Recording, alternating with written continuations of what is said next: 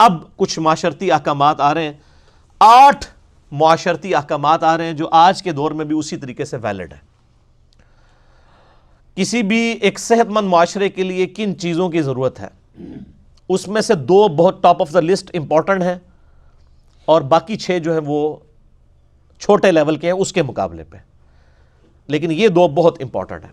پہلا، یا ایھا الذین آمنوا ان جاءکم فاسق بنبأ، اے ایمان والو اگر کوئی فاسق شخص جس کی کریڈیبلٹی نہ ہو وہ کوئی خبر تمہارے پاس لے آئے، فتبینوا، تو تمہارا کام ہے کہ اس کی پہلے تحقیق کرو کہ یہ بات جو کر رہا ہے یہ بات صحیح ہے کہ نہیں۔ اور یہ آج کل تو بہت ضروری ہے، آئے دن واٹس ایپ کے اوپر جعلی فتوے، جعلی آڈیوز لوگوں کی چڑھ رہی ہوتی ہیں، جی فلاں جگہ سے فتویٰ نکلا ہے، اور وہ فتویٰ تو وہیں سے انہوں نے مطلب وہ اڈوب فوٹوشاپ میں اٹھایا ہوتا ہے، کوئی الفاظ خود لکھ کے، تو نیچے سائن بھی علماء کے اوریجنل ہوتے ہیں، علماء بھی پریشان ہو جاتے ہیں بیچارے کہ ہماری طرف سے یہ کیسے چیزیں نکل گئی ہیں۔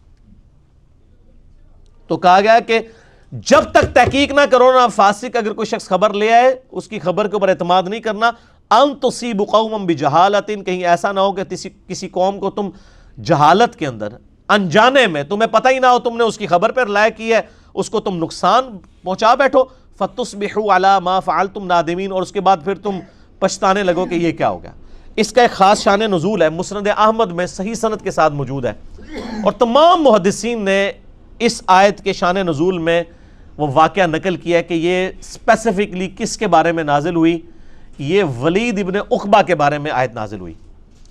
ولید ابن عقبہ جو ہیں یہ صحابی ہیں لیکن طلقاء میں سے ہیں، یعنی فتح مکہ پہ جو لوگ معافی مانگ کے مسلمان ہوئے ان میں سے ایک ہے۔ ان کے جو والد تھے نا، عقبہ ابن ابی معیط، یہ وہی شخص ہے جس کے بارے میں بخاری میں آتا ہے اور مسلم میں بھی کہ نبی علیہ السلام جب سجدے کی حالت میں تھے تو اس نے لا کے اونٹ کی اوجڑی رکھ دی تھی، جس کی وجہ سے حضور صلی اللہ علیہ وسلم کا یعنی سانس لینا بھی دشوار ہو گیا۔ پھر سیدہ فاطمہ کو بلایا گیا، انہوں نے وہ اوجڑی ہٹائی، یعنی بڑا کٹر دشمن رسول تھا، اور یہ بیٹا بھی دشمن رسول تھا۔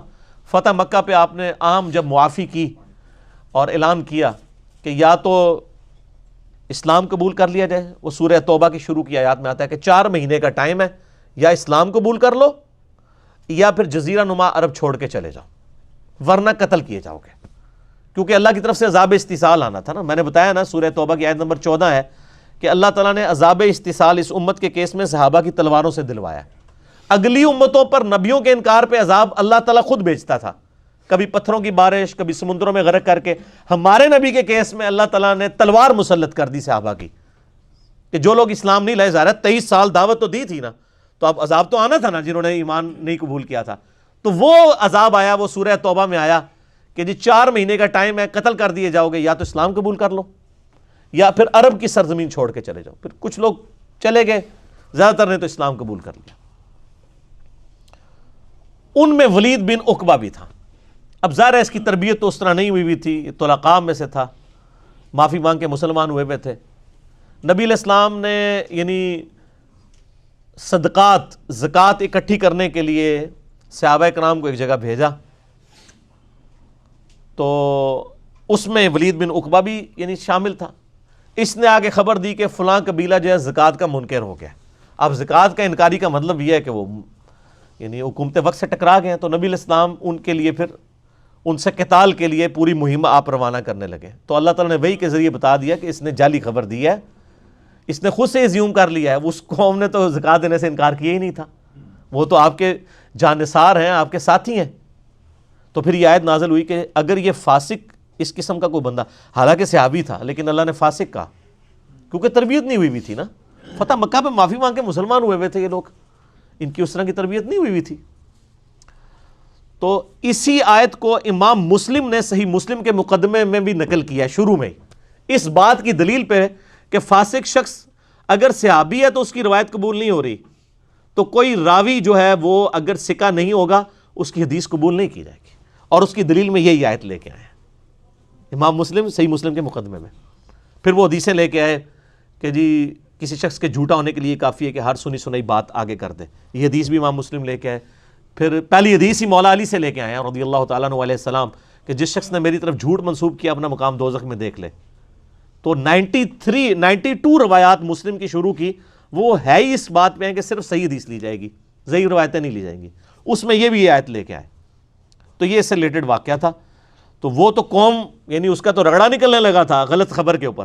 وہ تو اللہ تعالیٰ نے وحی کے ذریعے نبی علیہ السلام کو بتا دیا. تو یہ ہے کہ اگر کوئی فاسق خبر لے کے آئے تو کہیں ایسا نہ ہو تم جہالت میں نقصان پہنچا بیٹھو.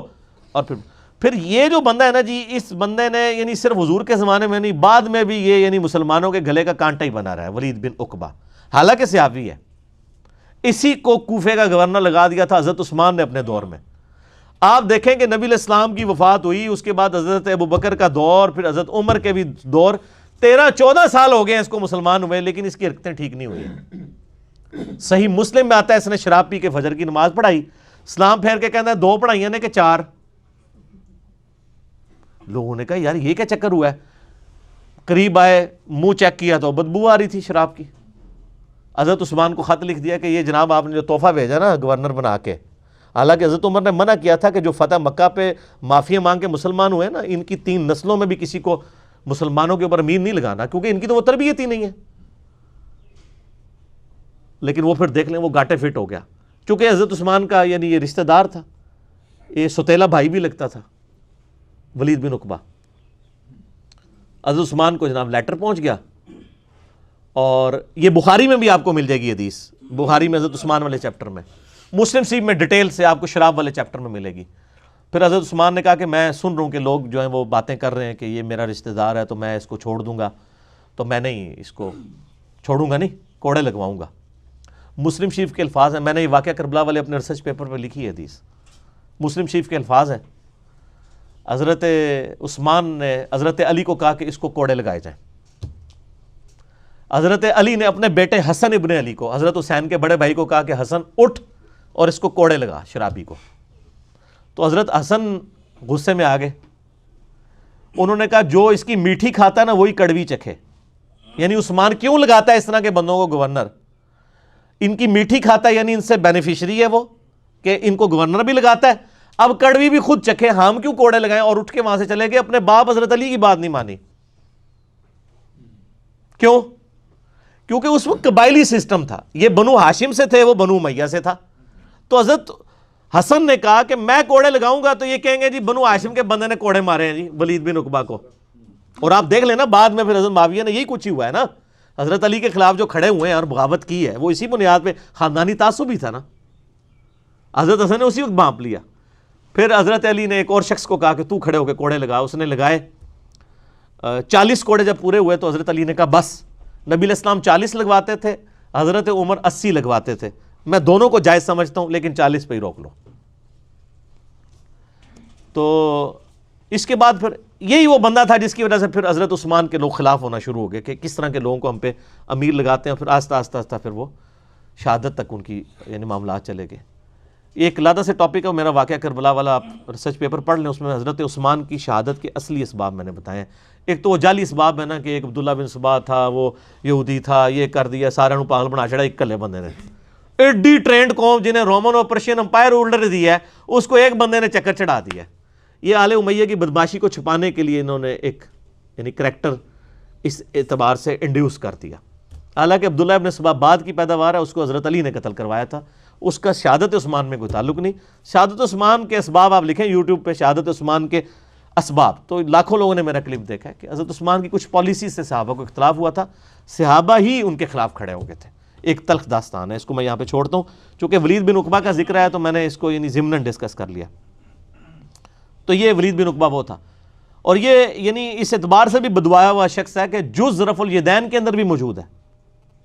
امام بخاری کی کتاب ہے رفع الیدین پہ, جز رفع الیدین, اس میں ایک روایت موجود ہے کہ یہ اپنی بیوی کو بہت مارا کرتا تھا. نبی علیہ السلام نے پیغام بھجوایا کہ نہ مار, 2 بار 3 بار نہیں باز آیا. پھر حضور نے یوں ہاتھ اٹھا کے نا اس کے لیے اس پہ لعنت کی اور اس کے لیے بد دعا کی تھی, اور لعنت ہی پہ ہی رہی, پھر وہ پوری زندگی نال ہی رہی. تو اس سے امام بخاری نے یعنی اس حدیث کو جز رفع الیدین میں اس لیے لے کے آئے, وہ یہ چیز بتانا چاہ رہے تھے چونکہ حنفیوں نے یہ موقف اڈاپٹ کر لیا تھا نا کہ ہاتھ اٹھانا جو ہے نا یہ سکون کو برباد کرتا ہے. تو امام بخاری نے ہاتھ اٹھانے کے دلائل پہ, چاہے وہ رفع الیدین کے لیے ہاتھ اٹھانا ہو یا دعا کے لیے ہاتھ اٹھانا ہو, وہ دلائل میں ساری حدیثیں انہوں نے جمع کی ہیں جز رفع الیدین میں. تو اس میں انہوں نے یہ بھی حدیث جمع کی کہ ولید بن عقبہ کے لیے ہاتھ اٹھا کے حضور نے بد دعا کی تھی. تو اس سے ثابت ہوا کہ ہاتھ اٹھانا کوئی سکون نہیں برباد کرتا. رفع الیدین ہے نا، یہ بھی ہاتھوں کو بلند کرنا. تو وہ اس میں امام بخاری یعنی ولید بن عقبہ کے بارے میں اور صحیح سند کے ساتھ ہے. زبیر علی صاحب کی تحقیق چھپی ہوئی ہے، آپ جز رفع الیدین میں جا کے، یہ میں نے پہلی دفعہ آن ایئر کی ہے، وہ ہمارے یوسف بھائی نے مجھے بتائی تھی، میرے تو علم میں بھی نہیں تھی. تو یہ بھی آپ ولید بن عقبہ کے اعتبار سے دیکھ لیجئے گا. بال صحابی ہیں، ہم ان کے لیے دعائے مغفرت کرتے ہیں، اللہ تعالیٰ ان کی غلطیوں سے درگزر فرمائے. اور ضروری تو نہیں کہ آپ کوئی صحابی ایک بن گیا تو وہ سوئچ آن ہوگا تو اس کے سارے مال ہی صحیح ہو جائیں گے. یعنی ہر طرح کے لوگ موجود ہوتے ہیں، اچھے لوگ بھی ہوتے ہیں، برے لوگ بھی ہوتے ہیں. ایک انسان ایک خاص حد تک ہی اپنے کو امپروو کر سکتا ہے نا، اس سے آگے تو نہیں بڑھ سکتا.